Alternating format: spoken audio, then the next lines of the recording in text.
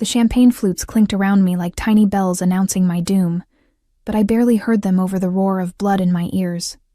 My wedding dress, a borrowed thing that smelled faintly of mothballs and someone else's dreams, scratched against my collarbone as I stood frozen in the reception hall doorway. The scent of lilies was overwhelming, cloying, mixing with the sharp tang of my own nervous sweat beneath layers of cheap fabric. I was nobody. A waitress who'd traded her stained apron for white tulle, believing in fairy tales that didn't exist for girls like me. "You look beautiful, honey." My mother's voice cracked with tears she'd been holding back all day. Her fingers, rough from years of cleaning other people's houses, smoothed down my veil one last time. I wanted to believe her. God, how I wanted to believe that I looked like anything other than what I was. A 23-year-old woman so desperate to escape her cramped studio apartment and double shifts at Romano's diner that she'd said yes to a man who'd never really seen her at all. Marcus, my groom, the man who'd promised me safety, stability, a future that didn't involve aching feet and the smell of grease embedded in my skin. The reception hall wasn't elegant. It was a community center we'd rented for cheap, decorated with drugstore streamers and flowers I'd arranged myself at 4 a.m, but it was mine. Ours. Or so I'd thought. I stepped inside, my heels, also borrowed, half a size too small, clicking against the scuffed linoleum. The guests turned to look at me, their faces blurring together in the dim lighting. 40 people, maybe. Marcus's friends from work, a few distant relatives who'd come for the free food. My mother, my younger sister, already bored and checking her phone. Then I saw him. He wasn't part of our wedding party. He shouldn't have been there at all. He stood near the back, partially obscured by shadow, but impossible to miss. Tall, well over 6 feet, with dark hair that looked professionally styled even in the unflattering overhead lights. His suit probably cost more than I made in 6 months. Charcoal gray, perfectly tailored, the kind of fabric that whispered money when it moved.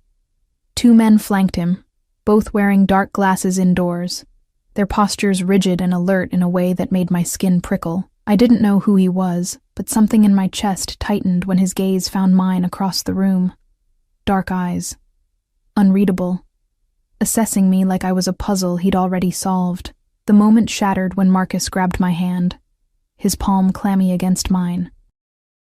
"There you are," he said, his voice tight with something I couldn't identify. Anxiety? Guilt? His smile didn't reach his eyes. "Come on. They're waiting for our first dance."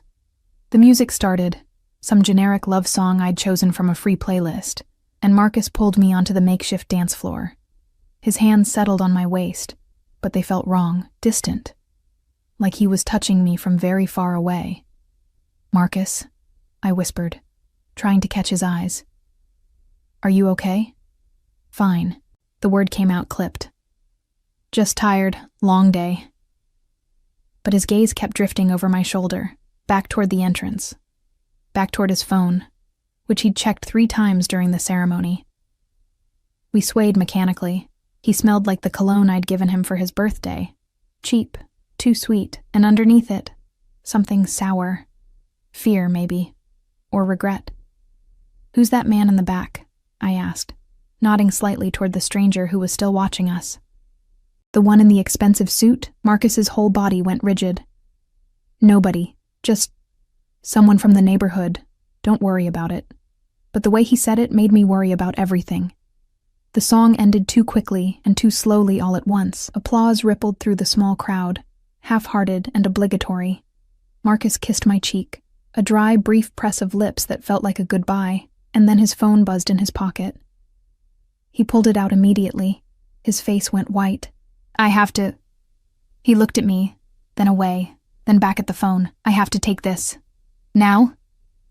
My voice cracked. "Marcus, we're literally at our wedding reception." "It's important." He was already backing away, the phone pressed to his ear. It's about work. I'll be right back. 5 minutes, I promise." He disappeared into the hallway before I could respond, leaving me alone in the center of the room with everyone staring. Heat crawled up my neck. My sister looked away, embarrassed for me. My mother's expression crumbled. 5 minutes became 10, then 20. I stood there like an idiot, still holding my wilted bouquet, while guests began helping themselves to the buffet I'd spent my last paycheck on. The DJ played another song to fill the awkward silence. Someone laughed too loudly. Someone else whispered behind their hand. The man in the expensive suit hadn't moved. He was still watching me with those dark, unreadable eyes. Finally, I couldn't take it anymore. I gathered my too long skirt in shaking hands and walked toward the hallway, my borrowed heels making angry clicks against the floor. The bathroom door was closed. I could hear Marcus's voice through it, low and urgent. "I know, baby, I know. I'm sorry. I'm so sorry. I never meant to hurt you. Please, just let me explain. Baby." The word hit me like a physical blow. My hand, reaching for the door handle, froze in midair. "I love you," Marcus was saying, his voice breaking. "I've always loved you. This wedding, it was a mistake. I know that now. I was confused. I was scared. But seeing you at the hospital, knowing you needed me..." I pushed the door open. Marcus spun around, his face red and tear-streaked. The phone was still pressed to his ear. For a moment, we just stared at each other. Him guilty and caught, me trying to understand what I was hearing. "I have to go," he said into the phone.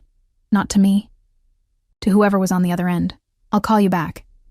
"Who was that?" My voice sounded strange, hollow, like it was coming from someone else's body. "Babe?" "Who was that?" He swallowed hard. "It's complicated. We just got married 30 minutes ago." I was shaking now, the bouquet trembling in my grip. "Uncomplicated. It's..." He ran his hand through his hair, destroying the careful styling we'd paid for. "It's Sarah, my ex. She's in the hospital and she called. And your ex." The words tasted like poison. "You left our wedding reception to talk to your ex. She needed me. I needed you." The shout ripped out of me before I could stop it. "I'm your wife. We just made vows. You promised. I know what I promised." He was yelling now too, his face flushed with anger and shame. "But you don't understand. Sarah and I, we have history. Things are complicated with her family, with money I borrowed from her father." The rest of his words became white noise. "Money. Of course it was about money. It was always about money. I'd been so stupid. I want an annulment," I heard myself say. My voice was calm now. "Dead. Right now. Tonight. I want this marriage erased like it never happened. You can't just... watch me." I turned and walked back toward the reception hall, my vision blurring with tears I refused to let fall. Not here. Not in front of everyone. I would not give them the satisfaction of watching me break. The guests had heard us shouting. They stood in awkward clusters, pretending to look anywhere but at me. My mother started toward me, her face stricken, but I held up my hand to stop her. The man in the expensive suit was suddenly there, blocking my path to the exit. Up close, he was even more devastating. Sharp jawline, olive skin, a small scar above his left eyebrow that should have made him look dangerous, and did, but in a way that made my breath catch instead of making me want to run. He smelled like cedar, and something darker, something that made me think of smoke and secrets. "Excuse me," I managed, trying to step around him. "You're leaving?" His voice was deep, accented, Italian maybe, and entirely too calm for the chaos erupting around us. "Yes." I didn't owe him an explanation. I didn't owe anyone anything anymore. "In that dress? Without your coat?" He nodded toward the exit, where October wind was rattling the windows. "It's cold outside. I'll manage." His lips curved slightly, not quite a smile. "I'm sure you will. You look like someone who knows how to survive." The words hit differently than he probably meant them, like he saw something in me that I'd forgotten was there. One of his men appeared with a long black coat. Women's, expensive, smelling of leather and luxury. The stranger held it out to me. "I don't need your charity," I said, even though I was already shivering. "It's not charity. Consider it a loan. You can return it when you're ready." Behind me, Marcus's voice rose again, arguing with someone. Probably my mother. The scene was becoming a spectacle. I could feel eyes on us, people pulling out phones to record the disaster my life had become. I took the coat. It was heavy, warm, and far too big, but it swallowed me in a way that felt like protection. Like armor. "Thank you," I whispered. He stepped aside to let me pass, but as I moved, his hand caught my wrist, gentle but firm.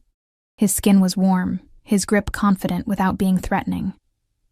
"What's your name?" he asked.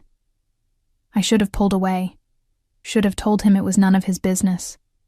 But something about the way he looked at me, like I mattered, like I was worth remembering, made me answer. "Aria. Aria."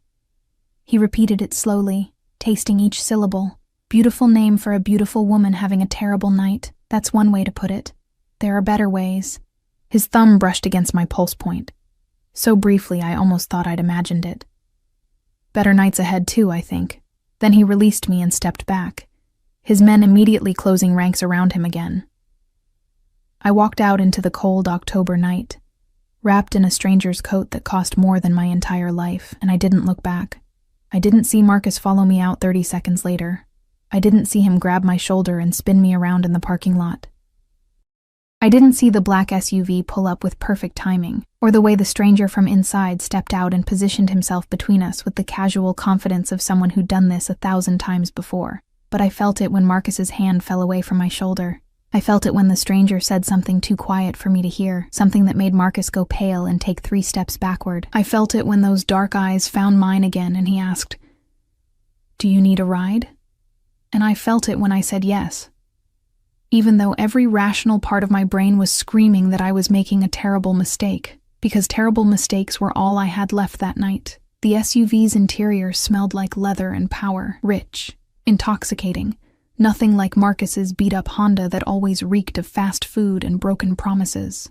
I sank into the seat, the wedding dress bunching awkwardly around my legs, and tried to process what I'd just done. Getting into a stranger's car, a stranger who traveled with armed guards and wore watches that probably cost more than my mother's house. The door closed with a solid thunk that spoke of bulletproof glass and serious money. He slid in beside me, maintaining a careful distance that somehow felt more intimate than if he'd sat close. The driver pulled away smoothly, leaving Marcus standing in the parking lot like a ghost I'd already forgotten. "Where to?" The stranger's voice was quiet, almost gentle. I realized I had nowhere to go. My apartment, the studio I'd shared with Marcus for the past year, was filled with his things. His name was on the lease. My mother's place had no room, not really. My sister's couch was always an option. But the thought of explaining this disaster made my throat close up. "I don't know," I whispered, staring at my hands. The wedding ring, cheap gold plate that was already turning my finger green, felt like a shackle. "Then we drive until you figure it out." The city lights blurred past the tinted windows. I became aware of other things. The soft hum of the engine, the partition between us and the driver, the way his bodyguard in the passenger seat kept checking mirrors like he expected trouble. Classical music played quietly from hidden speakers, something melancholy and beautiful that matched the ache in my chest. "You're probably wondering who I am," he said after a long silence. Among other things, I turned to look at him properly for the first time. The streetlights cast shadows across his face, highlighting the sharp angles, the fullness of his mouth, the intelligence in those dark eyes. He was young, maybe 30, 32 at most, but carried himself with the authority of someone much older. "Why were you at my wedding?" "I wasn't." His lips curved slightly. "I was at the community center for other business. Your celebration was simply happening in the room I needed to walk past." "That's a coincidence." "I don't believe in coincidences." Neither did I, not anymore. "What kind of business?" I asked, even though I suspected I didn't want to know the answer. He studied me for a long moment, like he was deciding how much truth I could handle. "The kind that requires discretion and trust. The kind that most people pretend doesn't exist, even though it runs beneath every city like veins beneath skin." A chill ran down my spine that had nothing to do with the temperature. "You're in the Mafia." It wasn't a question. He didn't deny it. Such an ugly word for a complicated reality. He shifted slightly, and I caught the glint of something metallic beneath his jacket. A gun. Of course he carried a gun. "My name is Dante Salvatore. My family has protected this city's interests for 3 generations. Protected. Such a careful word choice. And what do you want with me? My voice came out steadier than I felt. You don't help random strangers out of the goodness of your heart. Men like you don't have random moments of kindness. Men like me. He seemed amused by that. What do you think you know about men like me, Arya? Enough to know I should get out of this car. And yet you're not asking me to stop. He was right. I wasn't. Because despite everything, the gun, the guards, the obvious danger radiating from him like heat, I felt safer in this SUV than I had standing in that reception hall wearing a wedding dress and watching my marriage disintegrate before it even began. Why were you watching me? I pressed. Before everything fell apart, you were staring. Dante was quiet for so long I thought he wouldn't answer. Then, because you looked like you were drowning in a room full of people who should have been saving you, and because I know what it's like to make promises to the wrong person. Something in his voice made me think he wasn't talking about marriage. The SUV turned down streets I didn't recognize, heading toward the waterfront where buildings got taller and lights got brighter. Old money districts, places I'd only seen while serving coffee to people who didn't bother learning my name. I need to go home, I said, even though the thought made me want to cry. I need to figure out what happens next. Do you? Dante pulled out his phone, one of 3 I could see in his jacket, and typed something quickly. Or do you need one night where you don't have to figure anything out? One night where someone else handles the complications? I can't afford. I'm not asking you to afford anything. He pocketed the phone. I'm offering you a hotel room, safe, clean, yours for as long as you need it. No strings, no expectations, just a place to breathe. Every warning bell in my head was ringing. This was how girls disappeared. This was how terrible decisions became permanent consequences, but I was so tired of being smart, being careful, being the good girl who did everything right, and still ended up humiliated and alone. Why? I demanded. Why would you do that for a complete stranger? His eyes met mine, and for a heartbeat, I saw something raw beneath the controlled exterior, something that looked almost like recognition. Maybe I'm not as complicated as I seem, he said quietly. Or maybe I just hate seeing someone treated like they're disposable when they're clearly anything but. The SUV stopped in front of the Meridian, a hotel I'd walked past 100 times but never imagined entering. Doormen in crisp uniforms, marble steps, revolving doors that caught and reflected the city lights like diamonds. Dante's bodyguard opened the door. Cool night air rushed in, carrying the scent of the nearby harbor, salt and possibility and danger. Last chance to say no, Dante said, not moving. I can take you anywhere you want to go. Your mother's house, a friend's place, back to that parking lot if you've lost your mind completely. I looked down at the wedding dress, at the wilted bouquet still somehow clutched in my lap, at the borrowed coat that smelled like him, cedar and smoke and secrets. Then I looked at him. One night, I said, just tonight. Tomorrow I figure out my life. Tomorrow you figure out your life, he agreed. I stepped out of the SUV on shaking legs. The bodyguard stayed close, not threatening, just present, as Dante came around and offered his arm like we were at some society function, instead of me being a runaway bride having a complete breakdown. Inside, the lobby was all gold fixtures and hushed luxury. Piano music drifted from somewhere. People in expensive clothes moved with the confidence of those who belonged. I felt like an imposter, like someone had made a terrible mistake letting me through the doors. Dante walked to the front desk, and the manager appeared instantly. No waiting, no questions. Money and power moved like that, I was learning. Smoothing paths, erasing obstacles. Mr. Salvatore. The manager's smile was professionally warm. Your usual suite? The corner suite on 12, for Ms. Arya. He paused, realizing he didn't know my last name. Bennett, I supplied quietly. For Ms. Bennett, indefinitely. Put it on my account. She's to have anything she requires. Room service, spa access, anything at all. No questions, no bills sent to her room. The manager didn't even blink. Of course, sir. Right away. A keycard appeared. Dante took it but didn't immediately hand it over. The suite has a separate bedroom and living area, he said, his voice low enough that only I could hear. The doors lock from the inside. My number will be programmed into the room phone, but you don't have to call it. Ever. You can stay 1 night or 1 month. You can leave at 4 in the morning and never look back. This is yours. No obligations. I took the key card. Our fingers brushed, just for a second, and I felt that shock of contact all the way to my bones. Why are you being kind to me? I whispered. Because someone should be. He stepped back, creating distance between us again. Professional. Controlled. And because I have a feeling you're going to need a friend in the coming days. Whether you know it yet or not. I don't understand. You will. Something dark crossed his expression. Your husband, ex-husband soon, he owes money to some very unpleasant people. People who don't forgive debts. And the woman he was talking to on the phone? Her father is one of those people. The floor seemed to tilt beneath my feet. What? Marcus Chen borrowed $200,000 from Vincent Rossi 6 months ago. Mr. Rossi's daughter, Sarah, was your husband's girlfriend before you. The money was supposed to be for a business investment. Instead, Marcus used it for... Dante's jaw tightened. Other purposes. When the debt came due and he couldn't pay, Mr. Rossi made certain suggestions about how Marcus might resolve his situation. Understanding crashed over me like cold water. He suggested Marcus marry someone else. Someone with no connections to his world. Someone disposable. Someone who could be leveraged if necessary. Me. My voice broke. I was never a wife. I was collateral. Dante's expression was carefully neutral, but his eyes held something that looked like anger. Not at me, but for me. Sarah called him tonight because her father found out about the wedding.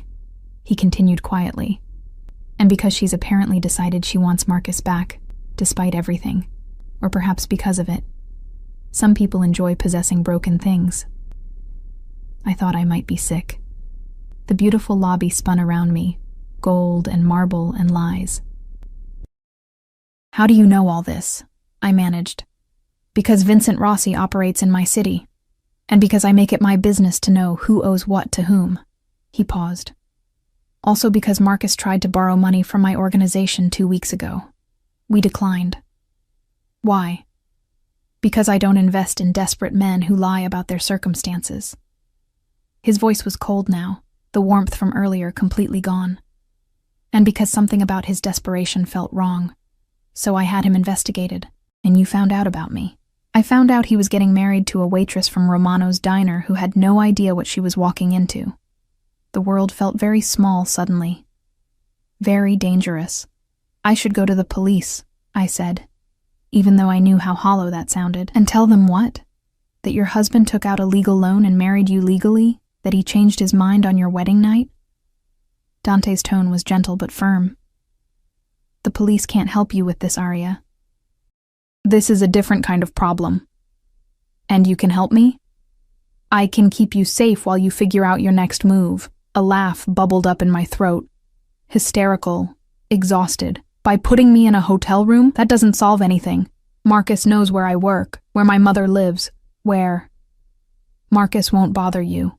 The certainty in Dante's voice was absolute. I've made sure he understands the consequences of trying. What did you say to him in the parking lot?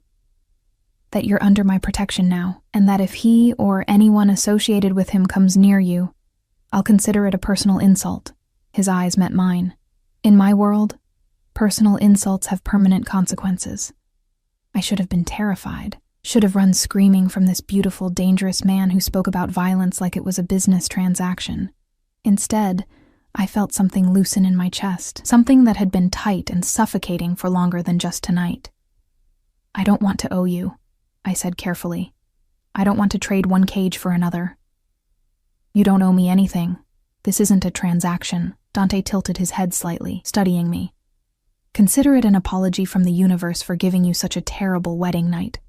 Or consider it insurance. If Vincent Rossi thinks you're connected to me, he won't try to use you against Marcus. Which means you're free.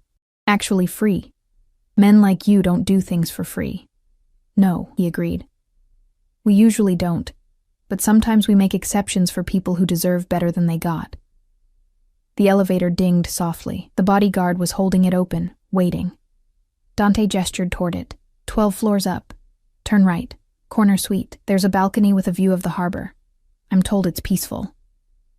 I walked toward the elevator on autopilot, my mind still trying to process everything. The doors were closing when I suddenly reached out to stop them. Dante? He turned back, one eyebrow raised. Thank you, I said, for being kind, even if it's complicated. His expression softened just slightly. Get some rest, Arya. Tomorrow, everything will look different. The doors closed on his face, and I was alone with the bodyguard who stared straight ahead like I didn't exist. The suite was stunning, floor-to-ceiling windows, furniture that looked too expensive to touch, a bathroom bigger than my entire studio apartment. I stood in the middle of it, still wearing the wedding dress, and finally let myself cry, great heaving sobs that shook my whole body, for the marriage that was never real, for my own stupidity, for the future I'd imagined that had been built on lies.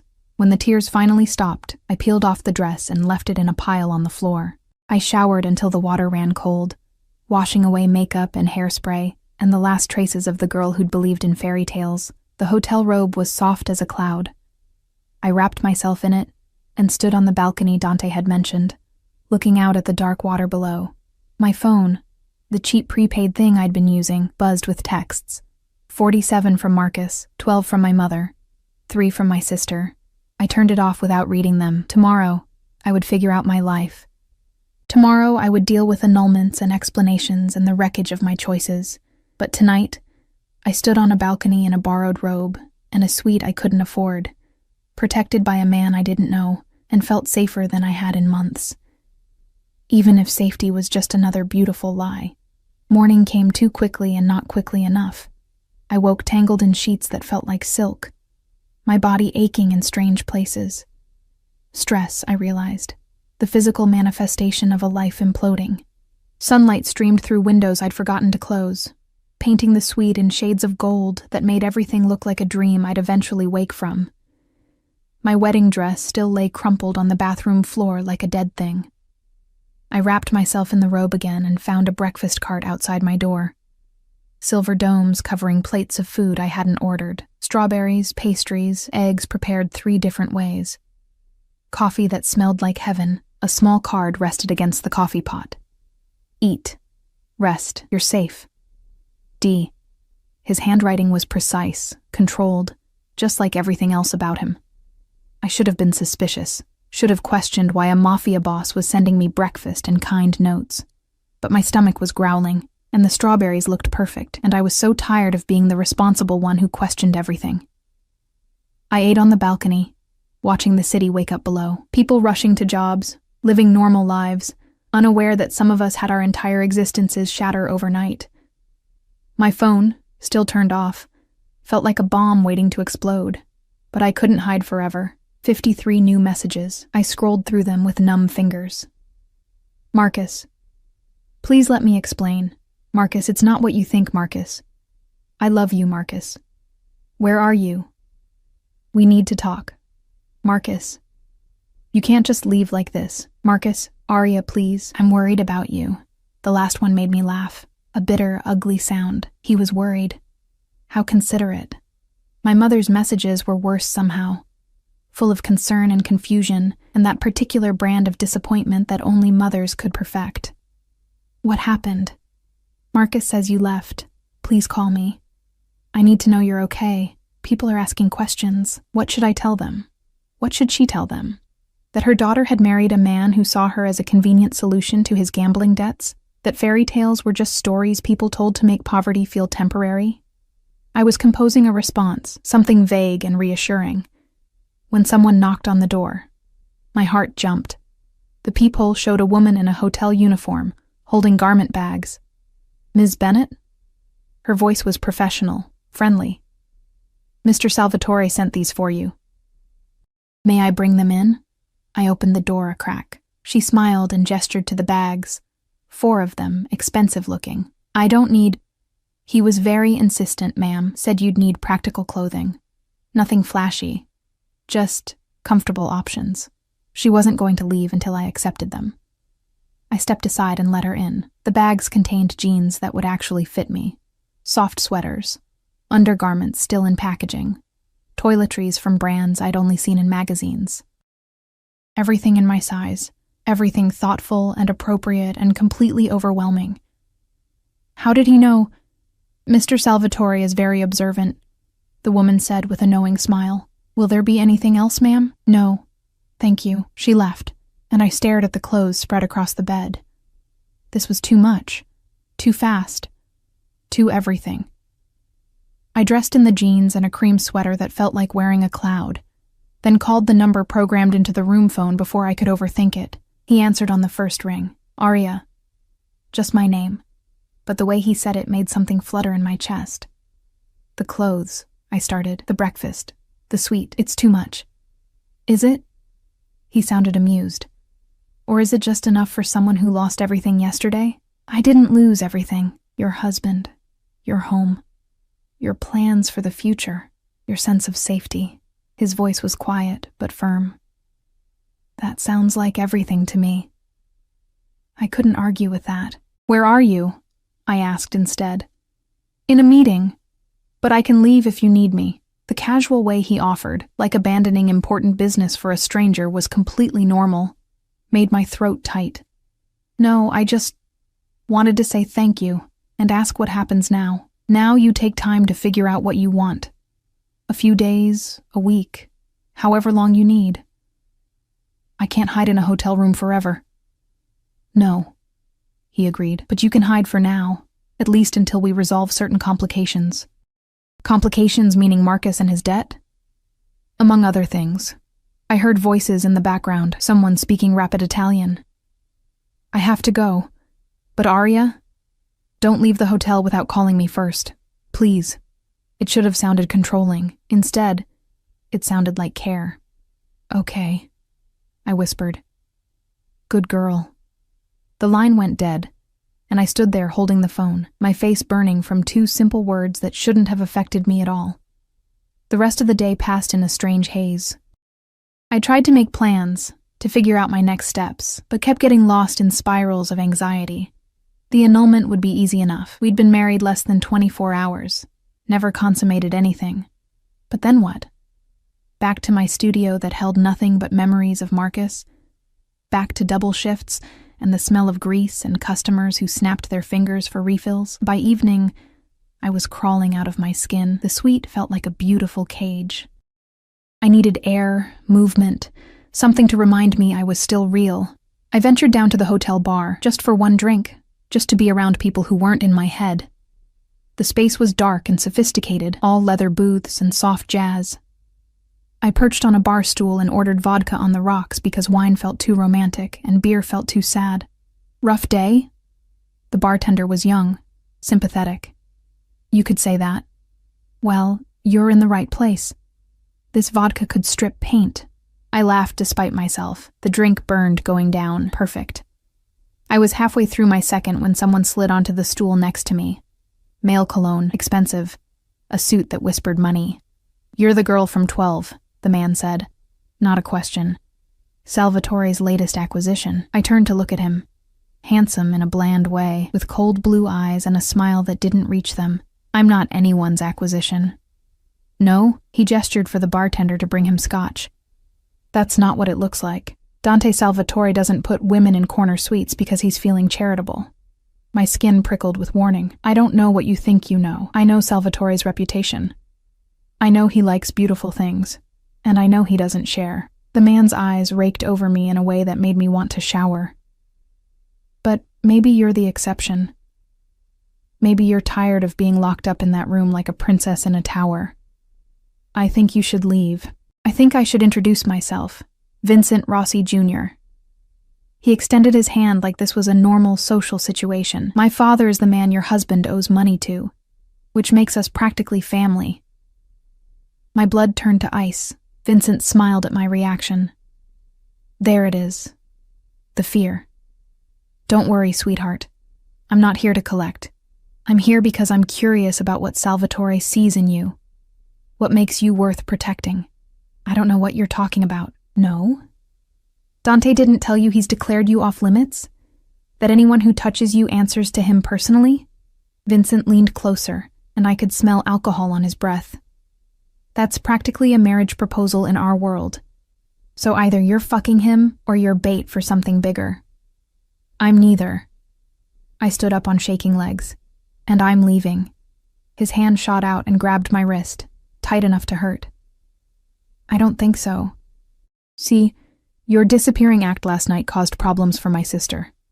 Sarah really wants your husband back, and she always gets what she wants. Let go of me. Or what? You'll call Salvatore? He's in a meeting with the commission. Won't be available for hours. Vincent's grip tightened. Plenty of time for us to get better acquainted. The bartender had conveniently disappeared. The few other patrons weren't looking our way. I was alone with a man who saw me as leverage, as entertainment, as something to be used. Terror clawed up my throat. Then someone cleared their throat behind us, a polite, almost gentle sound. Vincent's head whipped around, and his face went pale. Dante stood there in his perfectly tailored suit, flanked by both bodyguards, looking like violence wrapped in expensive fabric. His expression was calm, almost pleasant, but his eyes were dead. "Remove your hand," Dante said quietly. "Now."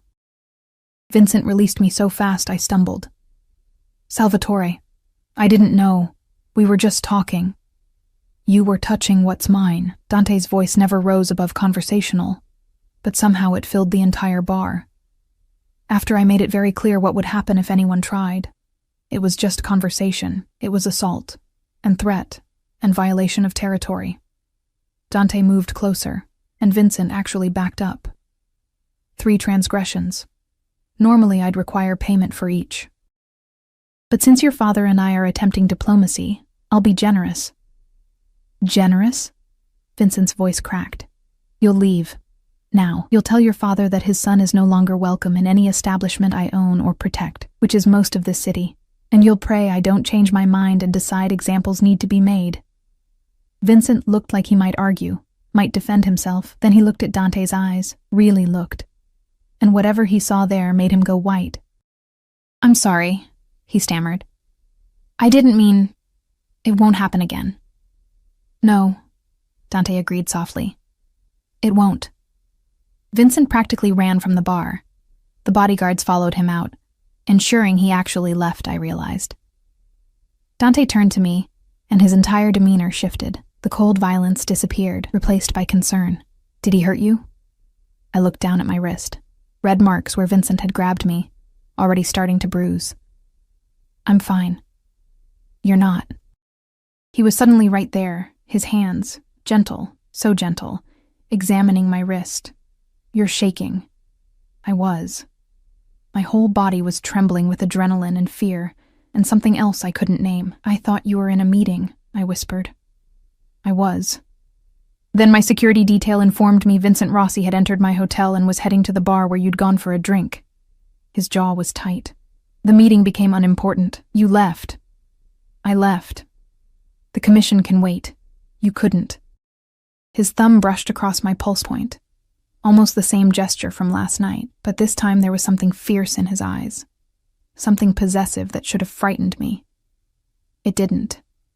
"I should have stayed in the room," I said. "You told me not to go anywhere without calling. You're not a prisoner, Arya. You can go where you want." He was still holding my wrist, still touching me like I was something precious. "But this city is dangerous for someone in your position. Vincent won't be the last person who tries to use you. Use me for what? To hurt me. To gain advantage. To prove they're not afraid." His eyes met mine. "You're under my protection. That makes you valuable. That makes you vulnerable." "I don't understand any of this." My voice broke. 24 hours ago, I was just a waitress getting married. Now I'm in the middle of some mob war I didn't ask for. "I know." Dante's free hand came up to cup my face. Warm, steady, grounding. "I know this isn't fair. I know you didn't choose this, but it's where we are, and I need you to trust me until we can make it safe again." "Why do you care?" The question came out raw. "You don't know me." Something flickered in his expression. Pain, maybe. Or memory. "Because someone should," he said, echoing his words from last night. "And because I'm tired of watching innocent people get destroyed by games they didn't know they were playing." The bartender reappeared, looking nervous. Dante didn't even glance at him. Put Ms. Bennett's drinks on my account. And clear the bar. We need privacy. The few remaining patrons were escorted out quickly. We were alone in the dim space, with jazz still playing softly, and my heart racing for entirely new reasons. Come on, Dante said gently. Let's get you back upstairs. I don't want to go back to that room. The words burst out before I could stop them. I feel like I'm going crazy up there. Just thinking, and then come with me. Where? Somewhere you can breathe, somewhere safe. He offered his hand, not grabbing, not demanding, just offering. Do you trust me? I shouldn't. Every logical part of my brain was screaming warnings. This man was dangerous, connected to violence and crime and things I didn't understand. But he'd protected me twice now. He'd been kind when he didn't have to be. And when he looked at me, I didn't feel invisible anymore. I took his hand. His fingers closed around mine, warm, strong, careful of my bruised wrist. And for the first time since Marcus's phone had rung at our wedding, I felt like maybe everything would be okay. Even if okay meant something completely different than I'd ever imagined. The SUV took us away from the hotel, through streets that grew quieter and more exclusive with each turn. Dante sat beside me, still holding my hand like it was the most natural thing in the world. His thumb traced absent patterns across my knuckles, soothing, possessive, impossible to ignore. Where are we going? I asked as buildings gave way to gated estates. My home, where I can keep you safe without hotel staff gossiping about Vincent Rossi cornering you in the bar. Won't people gossip more if I'm at your house? His lips curved slightly. My people don't gossip. They value their lives too much. It should have been a joke. It wasn't. The gates opened before we even stopped. Tall, wrought iron, with security cameras I could see, and probably a dozen I couldn't. The driveway wound through manicured grounds that belonged in magazines. Then the house came into view, and I forgot how to breathe. It wasn't a house. It was an estate. All stone and glass and elegant lines that managed to look both modern and timeless. Lights glowed warm in windows. Fountains sparkled in the courtyard. It was the kind of place that made my studio apartment feel like a cardboard box. This is where you live? My voice came out smaller than I intended. One of the places. Dante helped me out of the SUV, his hand steady at the small of my back. I have apartments in the city, a house upstate, but this is home. A woman appeared at the door, older, Italian, with kind eyes and an apron dusted with flour. She took one look at me and started speaking rapid Italian to Dante, gesturing at my face, my bruised wrist, my general state of disaster. He answered in the same language, his tone calm and reassuring. The woman, his housekeeper, I guessed, nodded and disappeared inside, still muttering. What did she say? I asked. That you look like you need feeding and a grandmother's care. He guided me through the door. Maria has been with my family since I was born. She's seen everything and judges no one. You're safe with her. The interior was stunning. High ceilings, art that probably cost more than I'd earn in a lifetime, furniture that managed to look expensive and comfortable simultaneously. But it also felt lived in, books on tables, a jacket thrown over a chair, the smell of something baking. The living room is through there, Dante said, pointing. Make yourself comfortable. I need to make some calls about Vincent's little stunt.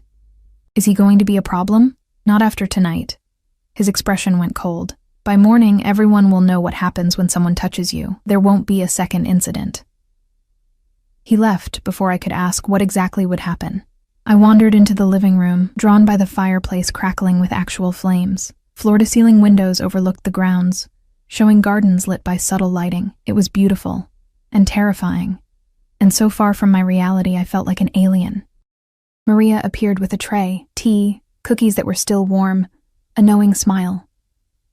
You eat, she said in heavily accented English. You too skinny. That husband. She made a disgusted sound. He don't feed you right. He's not my husband anymore. Good. He was garbage. She patted my hand.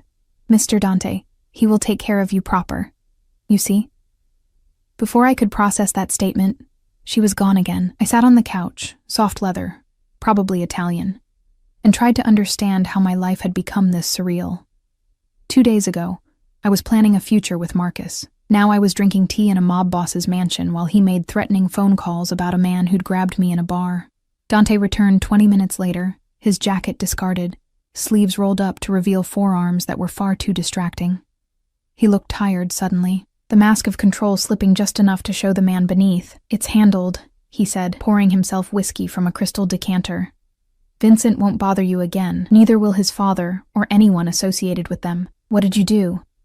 "Called in favors, made certain promises, reminded people of certain consequences."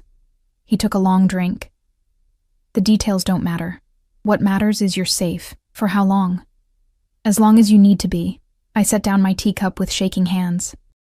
"I can't live in your protection forever. Eventually, I have to go back to my life." "What life?" His voice was gentle but honest. "The apartment you shared with Marcus? The job where Vincent now knows you work? The mother's house that's listed in public records?" He moved closer, crouching in front of me so we were eye level. "Aria, your old life isn't safe anymore. Not because of anything you did, but because Marcus made you a target when he married you to avoid his debts." "So what? I just disappear? Become someone else?" "No. You become someone untouchable." His hand found my uninjured wrist, his touch impossibly gentle. "You stay under my protection until the situation with the Rossis is resolved. Then we figure out what comes next." "And what do you get out of this arrangement?" The question hung between us, heavy, complicated, dangerous. Dante's eyes searched mine for a long moment. "Honestly, I don't know yet. Maybe just the satisfaction of doing something right for once. Maybe something more." "More? You're beautiful, Aria, and brave, and so much stronger than you realize." His thumb brushed across my pulse point again, that gesture that made my breath catch.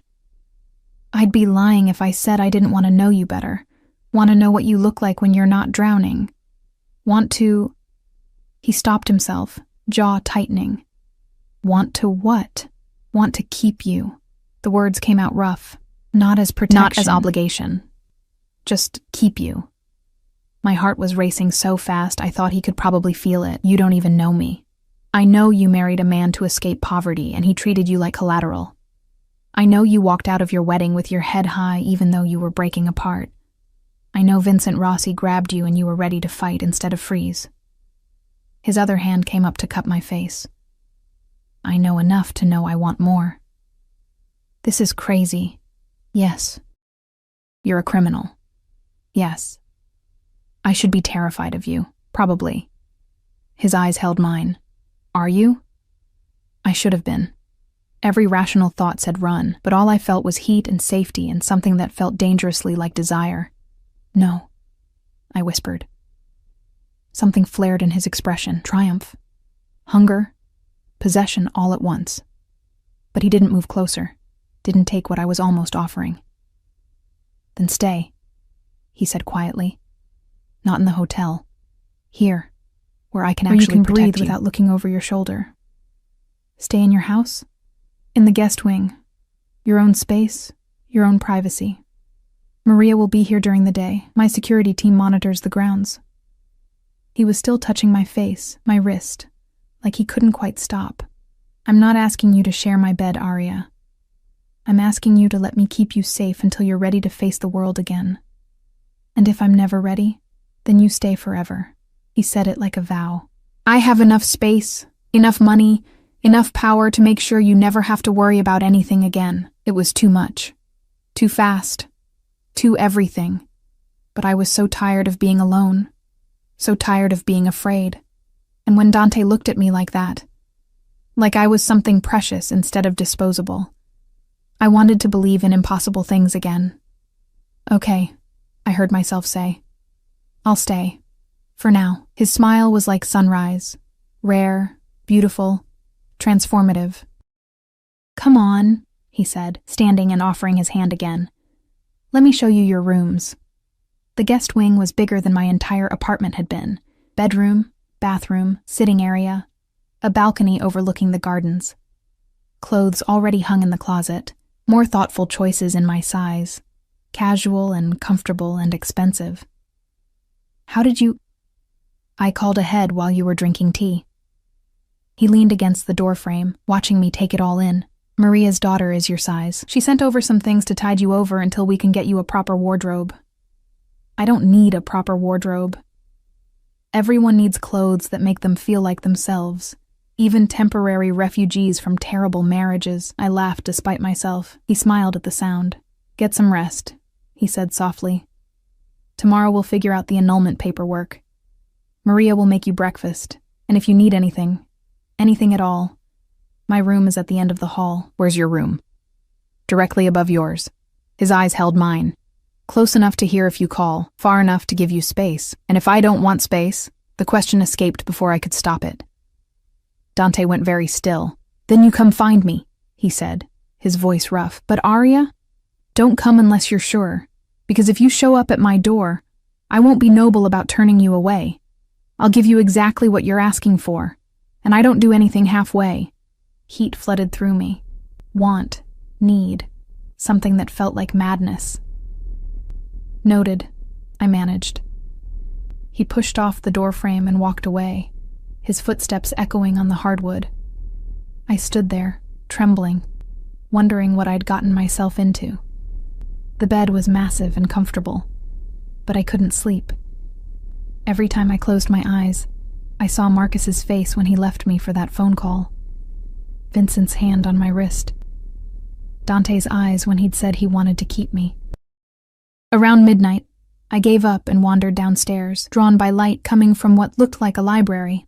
Dante sat in a leather chair, papers spread around him, reading glasses perched on his nose, such a normal detail that it made him seem almost human. He looked up when I entered, not surprised. "Couldn't sleep? Too much thinking. Come here." He patted the couch nearby, not his chair, giving me space while offering company. I curled up on the couch, tucking my feet beneath me. The fire was dying down, casting dancing shadows across the room. "Can I ask you something?" I said after a while. "Anything. Why do you care, really? Not the noble reasons or the protection reasons. The real reason." Dante was quiet for so long I thought he wouldn't answer. Then he removed his glasses and set aside his papers. "When I was 25, I fell in love with a woman my family didn't approve of. She wasn't from our world. She was sweet and innocent, and saw good in everything, even me." His voice was distant, remembering. "My father wanted me to marry someone connected, someone useful. So he arranged an accident, made it look like she'd been in the wrong place at the wrong time." My breath caught. He killed her? He had her killed, and I was too late to stop it because I didn't realize what he was capable of until she was already gone. Dante's eyes found mine, and they were full of old pain. "I swore after that I'd never let anyone innocent get hurt by my world again, that if I saw someone drowning, I'd pull them out. No matter what it cost me. I'm sorry. Don't be. It made me who I am, made me strong enough to take over when my father died, strong enough to change how we operate." He paused. "But when I saw you at that wedding, looking lost and alone while your husband talked to another woman, you reminded me of her, of innocence about to be crushed. And I thought, not this time. This time I save her." Tears burned my eyes. "I'm not her. No, you're you, which is somehow better." "How?" "Because you're here, alive, giving me a chance to do something right for once." I uncurled from the couch and crossed to his chair. He watched me approach with dark, careful eyes, wanting but waiting, always waiting for me to decide. I knelt in front of him, taking his hands in mine. "Thank you," I whispered, "for saving me, for seeing me, for being kind when you didn't have to be. Arya, I'm not going to your room tonight. I'm not ready for that." I squeezed his hands. "But I want you to know, I see you too. And whatever this is between us, I'm not running from it." His breath caught. For a moment, the powerful, controlled mob boss disappeared, and I saw just a man who'd lost too much and was terrified of losing again. "You should get some rest," he said finally, his voice rough. "So should you." "I will. Soon." I stood, but before I could walk away, he pulled me back. His lips brushed my forehead, so gentle, so careful. And then he released me. Sweet dreams, Arya. You too, Dante. I walked back to my room with my heart racing and my mind spinning. Tomorrow, I would face the annulment, the aftermath, the future I couldn't quite picture yet. But tonight, I was safe, I was seen. And for the first time in years, I was exactly where I wanted to be. Even if where I wanted to be was in the home of a dangerous man who looked at me like I was worth protecting. 3 weeks passed like a strange dream. The annulment went through without contest. Marcus signed everything his lawyer put in front of him, probably terrified of what would happen if he didn't. I never saw him again. Dante made sure of that. My days took on a rhythm I'd never experienced before. Mornings with Maria, who insisted on teaching me to make proper Italian bread while telling me scandalous stories about Dante's childhood. Afternoons in the library, reading books I'd never had time for when I was working double shifts. Evenings with Dante when he came home from whatever business kept him in the city. Dinners where we talked about everything and nothing, learning each other in pieces. He never pushed, never demanded more than I was willing to give. But the tension between us grew like a living thing, stretching tighter with each lingering look, each accidental touch. Each night I went to bed alone while knowing he was just upstairs. The bruises on my wrist had faded. Vincent Rossi had apparently left the country, or so Dante's people reported. Marcus's debt had been absorbed into some larger negotiation between Dante and the Rossi family, resolved in ways I didn't ask about. I was safe, free, living in luxury I'd never imagined, and I was falling in love with a man who terrified and fascinated me in equal measure. It was Thursday evening when everything changed. Dante came home earlier than usual, his expression dark in a way I'd learned meant trouble. "What's wrong?" I asked, looking up from the book I'd been pretending to read. He poured himself whiskey, always whiskey when things were bad, and drank half of it before answering. "Vincent Rossi is dead." My blood turned cold. "What?" "His body was found this morning, shot execution style in an alley downtown. Dante's jaw was tight, and someone is trying to make it look like I ordered it." "Did you?" "No." He met my eyes without flinching. "Despite what he did to you, killing him would have started a war I don't need. Someone else did this. Someone who wants the Rossis and Salvatores destroying each other." "What does that mean for us?" "It means the truce is broken. It means Vincent's father will demand blood for blood. And it means you're in more danger now than you were before." He crossed to where I sat, crouching down like he had that first night. "I need to send you somewhere safe, out of the city. Out of the country if necessary." "No." "Arya, no." I took his face in my hands, forcing him to look at me. "I'm not running. I'm not leaving you to deal with this alone. This isn't your fight. You made it my fight when you protected me, when you brought me into your home. When you—" I stopped, the words catching in my throat. "When I what?" His voice was rough. "When you made me care about you," I whispered. "When you made me feel safe for the first time in my life. When you looked at me like I was something precious instead of something disposable. You are precious." His hands came up to cover mine. "Which is exactly why I need you away from this. And what if I don't want to be away from this? Away from you?" Something fierce flared in his eyes. "Don't say things you don't mean, Arya. Not now. Not when—" I kissed him. It wasn't gentle or uncertain. It was 3 weeks of tension and fear and desire crashing together all at once. His lips were warm and tasted like whiskey and danger. And when he made a sound low in his throat and pulled me closer, I felt like I'd finally come home. He broke the kiss, breathing hard. "You need to be sure. Once we cross this line, I'm sure." I climbed into his lap, straddling him in the chair, not caring that Maria might walk in, or that his phone was buzzing with what were probably urgent calls. "I've been sure for weeks. I was just waiting for you to stop being noble about it." "Noble." He laughed, dark and wanting. "There's nothing noble about what I want to do to you." "Then do it." His control shattered. He stood with me in his arms, strong, effortless, and carried me upstairs, not to my room, to his. The space was masculine and elegant, with a massive bed and windows overlooking the gardens. He set me down on sheets that smelled like him, cedar and smoke and safety, and looked at me like I was the only thing that mattered in his entire dangerous world. "Last chance to run," he said, his voice rough. "I'm done running." What happened next was overwhelming and perfect, and nothing like the fumbling encounters I'd had with Marcus. Dante touched me like I was art. Like every sound I made was a revelation he wanted to memorize. He was demanding but careful, possessive but gentle, giving me everything I'd been too afraid to ask for. When it was over, we lay tangled together, my head on his chest, his fingers tracing patterns on my bare shoulder. "I need to tell you something," he said quietly. My heart clenched. "Okay." "The investigation into Vincent's murder? It's pointing toward Marcus." I went very still. "What?" Apparently, he'd been making noise about wanting revenge on the people who destroyed his life. Vincent was an easy target, young, arrogant, often alone. Dante's arm tightened around me. "My people think Marcus hired someone to kill Vincent, knowing it would look like me, knowing it would start a war that would destroy both families, and leave him free of his debts. That's insane. That's desperate. And Marcus has always been desperate." I thought about the man I'd almost married.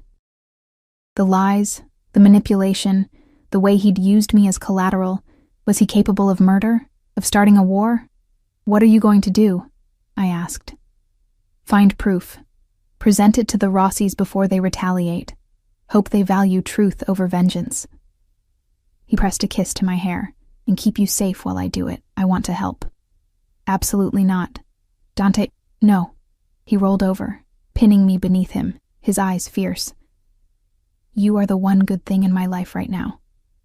The one pure thing in all this ugliness. I won't risk you. I won't lose you the way I lost her." "I'm not her," I said softly. "And you're not your father. We get to write our own story." His expression cracked, showing the vulnerability underneath. "What if our story ends badly? Then at least we were brave enough to try." He kissed me again, slower this time, deeper.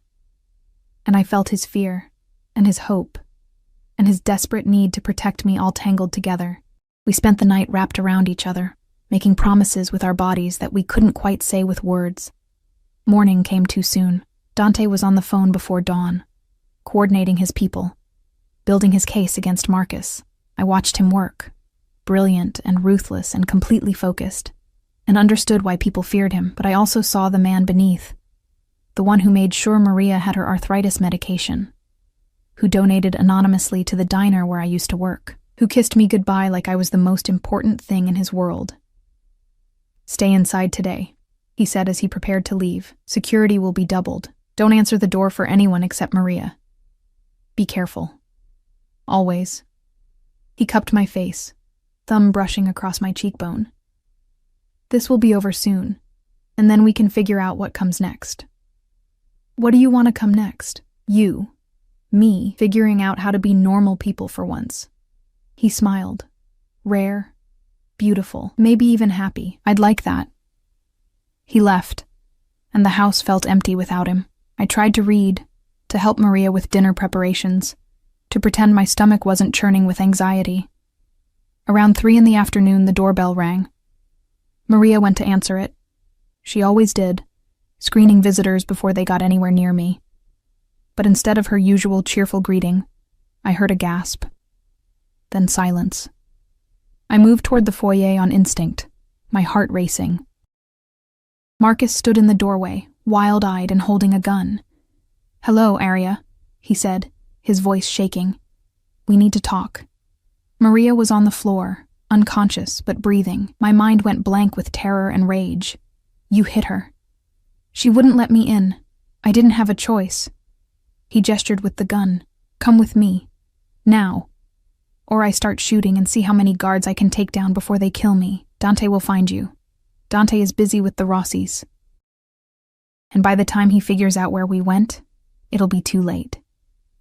Marcus's smile was manic. "You ruined my life, Arya. You and your mob boss boyfriend, so now I'm going to use you to fix it." "How?" "The Rossies want blood for Vincent's death. I'm going to give them Dante Salvatore's woman, his weakness. And in exchange, They'll forgive my debts and give me enough money to disappear forever. You're insane. I'm desperate. There's a difference. He moved closer, the gun steady despite his shaking hands. Now walk, slowly. Your phone stays here. I looked at Maria's still form, at the security camera I knew was recording everything, at the panic button Dante had installed in the foyer that I couldn't reach without Marcus shooting me. And I walked. The car was running outside, a rental, nondescript. Marcus shoved me into the passenger seat and locked the doors centrally. My mind raced through options. Jump out at a red light, fight for the gun, scream for help. But we were moving too fast, and Marcus was too unpredictable, and I couldn't stop thinking about what Dante would do when he found out I'd been taken. We drove for 30 minutes, leaving the nice neighborhoods behind, heading into industrial areas I didn't recognize, an abandoned warehouse. How original. Marcus parked and dragged me inside. The space was dark, smelling of rust and old machinery. In the center, someone had set up chairs and lights. A makeshift interrogation room. They'll be here soon, Marcus said, tying my hands to the chair with zip ties that bit into my skin. The Rossis. They're going to ask you questions about Dante's operation. You're going to answer, and then they're going to kill you and send him the video. He'll destroy you for this. He'll try. But I'll be in Mexico by then, living on Rossi money. Marcus's laugh was broken. You should have just stayed with me, Arya. We could have figured it out together. But you had to run to him. You had to become his whore. I chose him, I said clearly. Not because he had money or power. Because he saw me as a person instead of a tool. Because he was kind when you were cruel. Because he made me feel safe when you made me feel disposable. Marcus hit me. A sharp crack across the face that made my ears ring. You don't get to judge me, he snarled. You don't know what it was like, owing that money, having Vincent threaten me every day, watching my life fall apart, so you decided to drag me down with you.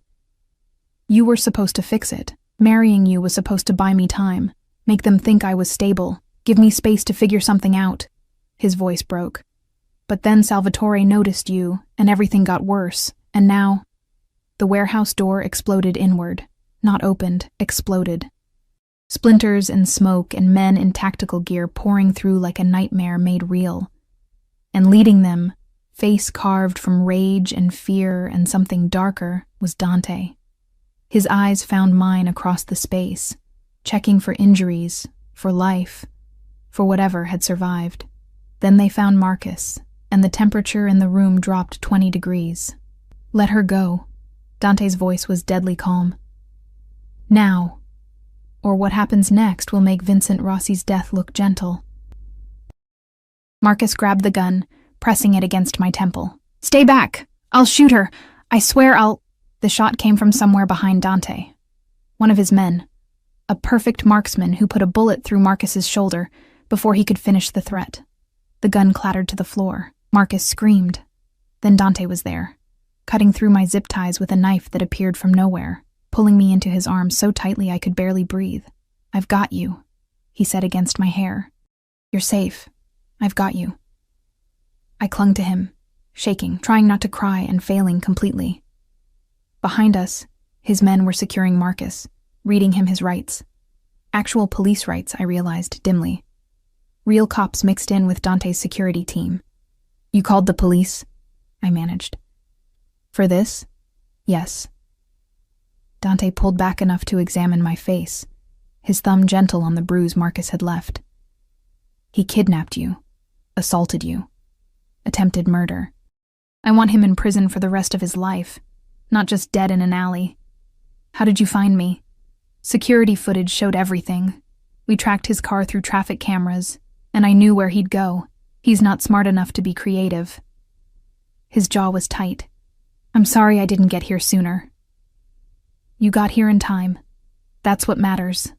We watched as the police took Marcus away, still screaming about debts and fairness and how none of this was his fault.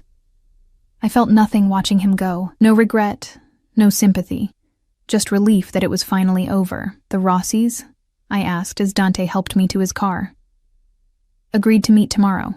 My people found evidence linking Marcus to Vincent's murder. Text messages, payments to the shooter, everything. He settled me into the seat carefully, like I might break.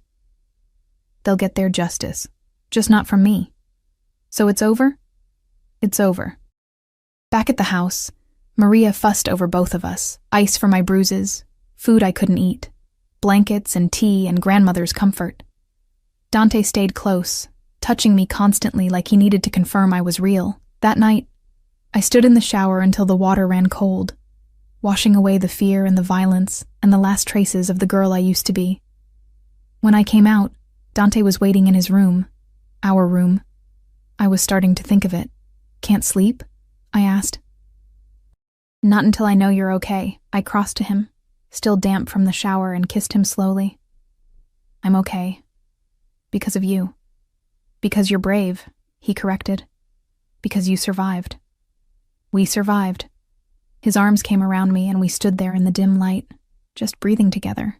What happens now? I asked eventually. Now we live. He kissed my forehead.